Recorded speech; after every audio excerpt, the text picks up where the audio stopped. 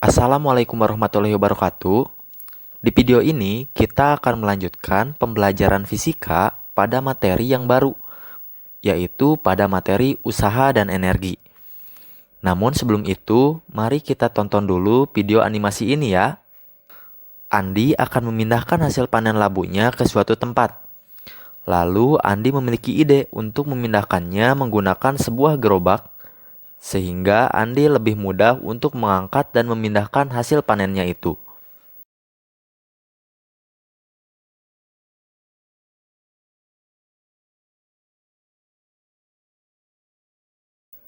Ketika gerobaknya tidak terkontrol oleh Andi, Andi berusaha untuk menghentikan gerobaknya tersebut. Lalu di perjalanan, Andi menemukan sebuah bola yang kemudian Andi menendangnya. Apa yang terjadi? Ternyata bola memantul ke pohon, kemudian mengenai gerobaknya. Sehingga gerobaknya bergerak dan menabrak batu yang ternyata batu tersebut ada di atas sebuah tebing. Batu tersebut jatuh dan mengenai sebuah kendaraan sehingga kendaraannya rusak.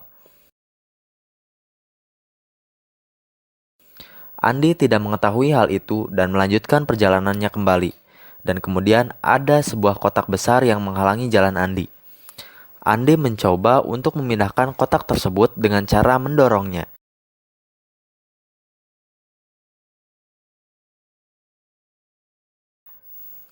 Nah, dari video ini, setiap kejadian yang dialami oleh Andi tidak terlepas dari yang namanya usaha dan energi yang akan kita pelajari di video ini. Apa yang akan kita pelajari di video ini? Yang pertama, definisi usaha. Yang kedua, persamaan usaha. Yang ketiga, usaha akibat beberapa gaya. Dan terakhir, bagaimana cara menghitung usaha dari sebuah grafik gaya terhadap perpindahan. Apa yang dimaksud dengan usaha?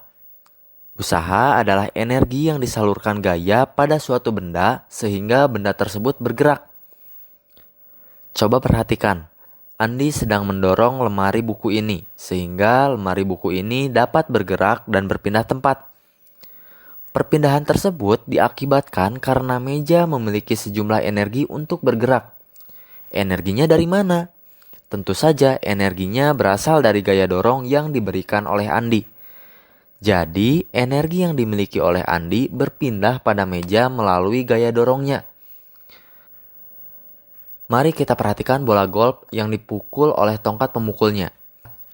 Setelah dipukul, ternyata bola golf berpindah posisi sejauh ini. Mari kita bandingkan dengan fenomena kedua. Apakah sudah terlihat perbedaannya? Coba kita bandingkan secara bersamaan. Terlihat bahwa untuk video pertama, bola yang dipukul berpindah posisi lebih jauh dibandingkan pada video kedua. Secara logika, pada video pertama, bola dipukul lebih keras. Terlihat dari usaha pemukul untuk mengangkat pemukulnya lebih tinggi, sehingga gaya yang diberikan tongkat pemukul jauh lebih besar dibandingkan dengan fenomena pada video kedua, di mana pemukulnya diangkat tidak terlalu tinggi. Artinya, semakin besar gaya yang diberikan, maka semakin besar usaha yang dilakukan oleh gaya tersebut. Atau secara matematis, usaha berbanding lurus dengan gaya. Coba kita analisis selanjutnya. Jika sebelumnya kita sepakat bahwa pada video pertama, usaha yang dilakukan untuk memukul bola jauh lebih besar dari usaha yang diberikan pada video kedua, sekarang kita coba lihat perpindahan yang terjadi pada bola. Ternyata semakin besar usaha yang dilakukan, maka semakin besar perpindahan yang terjadi pada benda. Artinya, usaha juga berbanding lurus dengan perpindahannya. Secara sederhana, jika kita memberikan gaya pada sebuah benda, sehingga benda tersebut berpindah, maka dikatakan bahwa kita sudah melakukan usaha. Dari kedua bentuk matematis ini, kita akan peroleh sebuah persamaan untuk menghitung usaha, yaitu W sama dengan F dikali S. Dengan W merupakan usaha, satuannya Joule atau Newton kali meter. F atau vektor gaya, satuannya Newton. S atau vektor perpindahan, satuannya meter. Ingat bahwa rumus ini berlaku dengan catatan F dan S harus memiliki arah yang sama. Coba perhatikan, seseorang mendorong kursi dengan gaya sebesar 50 Newton, sehingga kursi berpindah sejauh 2 meter. Untuk menghitung usahanya, maka kita gunakan rumus yang telah didapat sebelumnya, yaitu W sama dengan F dikali S. Kita masukkan nilai-nilai yang diketahuinya. Maka tinggal kalikan dan didapat hasilnya sebesar 100 Joule. Kita coba masuk ke contoh soal 1. Amir mendorong meja dengan gaya mendatar ke kanan sebesar 40 Newton, sehingga meja berpindah 3 meter ke kanan. Berapakah usaha yang dilakukan oleh gaya dorong Amir terhadap meja? Kita gunakan persamaan usaha, yaitu W sama dengan F dikali S. F-nya 40 Newton dan S-nya 3 meter. Maka tinggal kita kalikan saja, hasilnya 120 Joule. Selanjutnya untuk contoh soal kedua, Rahmi mendorong sebuah kotak dengan gaya mendatar ke kanan sebesar 100 Newton. Namun kotak tersebut tidak mengalami perpindahan. Berapakah besarnya usaha yang telah Rahmi keluarkan untuk mendorong kotak tersebut? Dengan cara yang sama, W sama dengan F dikali S, maka 40 dikali karena tidak mengalami perpindahan, maka nilai dari S-nya itu 0 meter. Atau 40 dikali 0, hasilnya 0 Joule. Jika tadi arah gayanya itu searah dengan arah perpindahannya, bagaimana jika arah gaya berbeda dengan arah perpindahannya? Contohnya seperti ini. Jadi, vektor gayanya membentuk sudut terhadap vektor perpindahannya sebesar θ. Maka solusinya kita uraikan terlebih dahulu vektor gayanya, sehingga didapat vektor gaya yang searah dengan perpindahannya, yaitu F cos θ, dan gaya yang tegak lurus dengan perpindahannya, yaitu F sin θ. Di sini kita cukup memperhatikan gaya yang searah dengan perpindahannya saja. Atau di sini kita hanya menggunakan F cos θ-nya saja. Maka kita dapat persamaan baru, yaitu W sama dengan F cos θ dikali S. Dengan menggunakan rumus tersebut, tidak peduli apakah kasus gaya dan perpindahannya membentuk sudut berapapun, dan juga saling searah ataupun tidak. Dengan persamaan ini bisa diselesaikan. Contohnya untuk kasus yang sebelumnya bahwa rumus W sama dengan F dikali S, kita ingat bahwa rumus tersebut berlaku jika gaya dan perpindahannya searah kan? Dengan menggunakan rumus ini, kita bisa membuktikannya. Ingat, ketika gaya dan perpindahannya searah, maka sudutnya bernilai 0 karena saling berhimpit. Bagaimana contoh berhimpit itu, Pak? Contohnya seperti vektor F cos θ dengan vektor perpindahan ini. Kedua vektor tersebut searah dan berhimpit, dan antara keduanya memiliki sudut 0 derajat. Maka jika kita masukkan ke dalam rumusnya, W sama dengan F cos θ dikali S, dengan θ bernilai 0. Maka hasilnya F dikali cos 0 dikali S. Cos 0 itu nilainya 1. Maka W sama dengan F dikali S. Terbukti bahwa rumus W sama dengan F dikali S ini berlaku ketika sudutnya 0. Atau vektor gaya dan vektor perpindahannya searah dan berhimpit. Contoh soal 3. Jika F dan S tegak lurus, berapakah usahanya? Kita coba gambarkan agar lebih mudah terbayang. Ingat bahwa arti dari tegak lurus itu adalah sudut yang terbentuk antara kedua vektor sebesar 90 derajat. Maka kita coba hitung usahanya menggunakan rumus W sama dengan F cos θ. Maka kita masukkan nilai θ-nya 90 derajat. Ingat bahwa cos 90 itu hasilnya 0. Maka jika kita masukkan nilainya, hasilnya adalah 0 Joule. Contoh soal 4. Zidane mendorong meja yang beratnya 20 Newton dengan gaya mendatar ke kanan sebesar 40 Newton, sehingga meja berpindah 3 meter ke kanan. Berapakah usaha yang dilakukan oleh berat meja terhadap perpindahan meja? Coba kita gambarkan terlebih dahulu fenomenanya. Ingat, yang ditanyakan adalah usaha yang dilakukan oleh berat meja, bukan usaha yang dilakukan oleh gaya dorongnya. Jadi usaha dari W ini ya, terhadap perpindahan sejauh 3 meter ini. Jika dilihat, gaya berat itu tegak lurus terhadap arah perpindahannya, maka tetanya bernilai 90 derajat. Sedangkan gaya yang ingin diketahui nilai usahanya adalah gaya berat, sebesar 20 Newton, dengan perpindahan sejauh 3 meter. Maka usaha yang dilakukan oleh gaya berat, kita gunakan persamaan yang telah kita dapatkan, lalu kita masukkan nilai-nilai yang diketahuinya. Ingat bahwa cos 90 adalah 0, maka sudah pasti hasil perhitungan usahanya adalah 0 Joule. Atau artinya, gaya berat tidak melakukan usaha terhadap perpindahan sejauh 3 meter ini. Selanjutnya, contoh soal 5. Seorang tukang sol sepatu yang memikul beban di pundaknya bergerak dan berpindah sejauh 5 meter ke depan. Apabila berat beban yang dipikul pundaknya adalah 300 Newton, berapakah usaha yang dilakukan pundak tukang sol sepatu tersebut terhadap beban? Kita coba perhatikan gambarnya.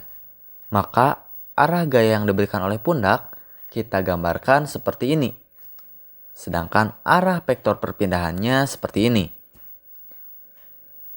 Karena arah gaya F tegak lurus terhadap arah perpindahan S-nya, maka besarnya usaha yang dilakukan oleh pundak untuk memikul beban tersebut adalah 0. Berikut cara membuktikannya. Ingat bahwa arti dari tegak lurus itu nilai sudutnya sebesar 90 derajat. Maka jika kita masukkan ke dalam rumusnya, didapatkan seperti ini. Dan hasil akhirnya sebesar 0 Joule. Lalu contoh soal 6. Jika kita ingin mengetahui usaha yang dilakukan oleh gaya yang menarik meja tersebut, apakah berat meja tersebut penting untuk diketahui? Jawabannya adalah berat meja tidak penting untuk diketahui jika kita hanya ingin mengetahui usaha yang diakibatkan oleh gaya F yang searah perpindahannya saja. Selanjutnya, contoh soal nomor 7. Berapakah usaha yang dilakukan oleh gaya tarik F terhadap meja tersebut? Kita tuliskan sudut dan gaya yang diketahui pada soal. Kita langsung saja jawab menggunakan persamaan untuk mencari besarnya usaha yang dilakukan gaya tersebut. Masukkan nilai yang diketahuinya. Ingat bahwa cos 60 itu bernilai setengah. Maka jika kita kalikan semuanya, hasilnya 150 Joule. Selanjutnya, contoh soal nomor 8. Perhatikan gambarnya. Kita tidak boleh terkecoh dengan sudut ini. Karena untuk mengetahui besarnya usaha yang dilakukan gaya ini, kita harus mengingat bahwa kita perlu menggunakan gaya yang searah perpindahannya. Maka kita membutuhkan sudut yang dibentuk oleh vektor gaya F dengan vektor perpindahannya. Maka dengan mudah kita uraikan dua vektor yang searah dengan arah perpindahannya, yaitu vektor Fx dan juga vektor yang tegak lurus arah perpindahannya, yaitu vektor Fy. Ketika diuraikan seperti ini, kita tahu jumlah total sudutnya adalah 90 derajat. Maka karena kita ingin mengetahui sudut antara F dengan arah perpindahannya, kita cari saja sudut sisanya atau 90 dikurangi 60, yaitu 30 derajat. Gayanya sebesar 400 Newton dan perpindahannya sebesar 2 meter. Maka kita hitung usahanya menggunakan persamaan yang sama. Kita masukkan nilai-nilai yang diketahuinya. Kita ingat cos 30 itu setengah akar 3. Maka jika kita kalikan semuanya, hasilnya 400 akar 3 Joule. Di sini ada sedikit catatan mengenai sudut yang dibentuk antara vektor gaya dan vektor perpindahannya. Jika gaya F dan perpindahan S membentuk sudut θ lebih besar dari 0 dan kurang dari 90, maka jika kita mencari nilai kosinusnya, hasil dari kosinus θ yang memiliki sudut seperti ini akan bernilai lebih besar dari 0. Maka, jika kita masukkan ke dalam rumus ini, F cos θ kali S, maka usahanya akan bernilai positif. Ini berarti bahwa energi dipindahkan dari pelaku usaha ke benda melalui gaya. Berarti pelaku usaha mengeluarkan energi, dan benda sebagai penerima usaha menerima energi itu. Yang kedua, jika gaya F dan perpindahan S membentuk sudut θ sebesar 90 derajat. Maka jika sudut 90 derajat dimasukkan ke dalam kosinus 90 derajat itu bernilai 0. Artinya usahanya akan bernilai 0.